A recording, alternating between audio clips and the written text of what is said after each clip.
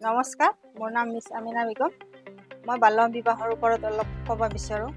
মানে ল'ৰা ছোৱালী বাল্য বিবাহ বন্ধ হ'ব লাগে। আমি খিলঞ্জীয়া মুছলমান হৈ আমি সমৰ্থন কৰিছোঁ বাল্য বিবাহ বন্ধ হ'ব লাগে। আগৰ দিনত মানে ল'ৰা ছোৱালী মানে যেতিয়া পলাই যায় তেতিয়া কৰিছিলে কি মানে 14 বছৰ হ'লে 18 বছৰ কৰি কেনে কাজিয়ে নিকাহ দিছিলে।